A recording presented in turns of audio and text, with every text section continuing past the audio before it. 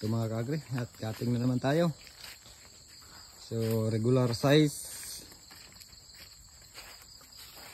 saka regular sa edad. So yun yung sinusundan natin mga kaagri para mabilis yung follower. Mabilis yung follower na bubuylo.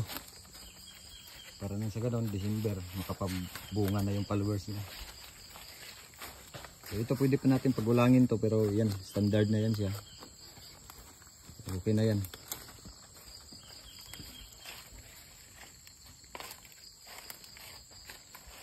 So importante dyan tuloy-tuloy.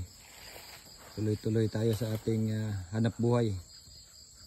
Para makapag-expand na naman tayo, magamit natin yung pinagbintahan natin. Maka-expand na naman tayo doon sa kabilang area.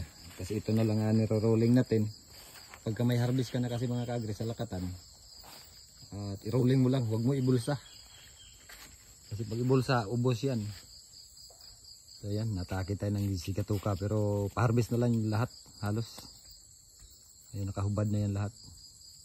Kaya na yan.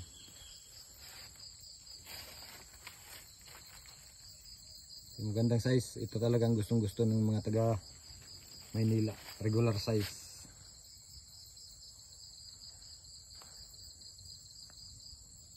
Yan, patapos na tayo mga kaagri. Sa mga 50 na buwig. So kulay yellow. So edad kasi niya, edad yung binabasihan natin sa harvest. Pag ribbon mo yellow, yellow lahat na harvestin. So weekly na kasi tayo mag-harvest. Kaya ganito, hindi na seleksyon. Tinitingnan na natin yung kulay ng ribbon. Ito yung purpose ng ribbon. So next week, black na naman. So may nasali nga tayong black dito kasi nga medyo ano na siya, matured na. May black na rin. Pero almost halos talaga yellow. So may mga pangilan-ilan tayong black na kailangan nating i-harvest kasi medyo nabigatan na at saka delikado na.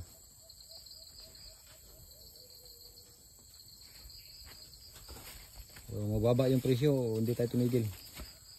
Yun ang importante pagka farmers ka. Kailangan mo lumaban, di ba kay? Yes. Yes. Agree. Importante mahalaga. Hindi tayo palakihan ng saging, importante may harvestin. Pwede naman palakihin ng gusto, pero yung panahon nga, mag-antay ka ng matagal. Ganito, naagang harvest yung followers niya,